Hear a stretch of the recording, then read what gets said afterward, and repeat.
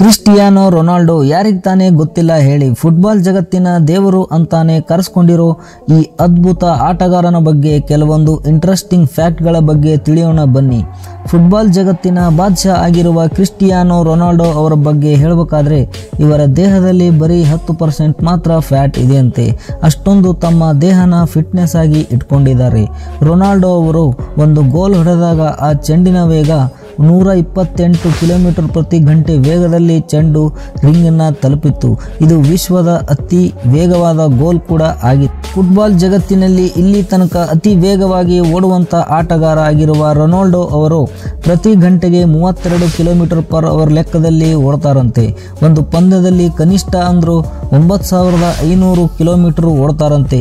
ಇವರ ಶಕ್ತಿ ಬಗ್ಗೆ ಹೇಳ್ಬೇಕಂದ್ರೆ ಇವರು ಒಂದು ಜಂಪು ಮಾಡಿದರೆ 5Gಯ G-ಫೋರ್ಸ್ ವೇಗದಲ್ಲಿ ಜಂಪು ಮಾಡ್ತಾರೆ. ಅದು ಒಂದು ಚಿರತೆ ಜಂಪ್ ಮಾಡೋಕ್ಕಿಂತ 5 ಪಟ್ಟು ಜಾಸ್ತಿ ಇರುತ್ತಂತೆ. ಫುಟ್ಬಾಲ್ ಇತಿಹಾಸದಲ್ಲಿ ಸತತವಾಗಿ 6 ವರ್ಷದವರೆಗೂ 50ಕ್ಕೂ ಹೆಚ್ಚು ಗೋಲು ಮಾಡಿರುವ ಏಕೈಕ ಆಟಗಾರ ಕೂಡ ಆಗಿದ್ದಾರೆ. ರೊನಾಲ್ಡೋ ಅವರ ಹಾರ್ಟ್ ಸರ್ಜರಿ ಕೂಡ ಮಾಡಿಸಿಕೊಂಡಿದ್ದಾರೆ.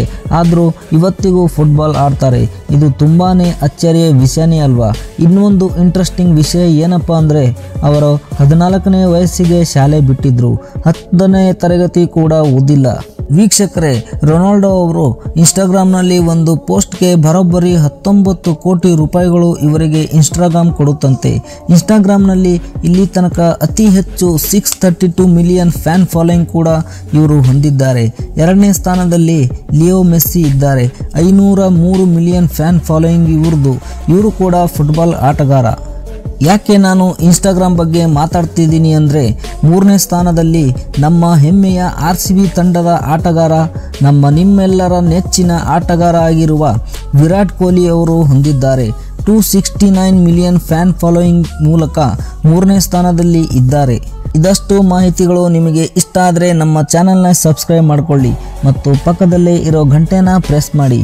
ನಮಸ್ಕಾರ.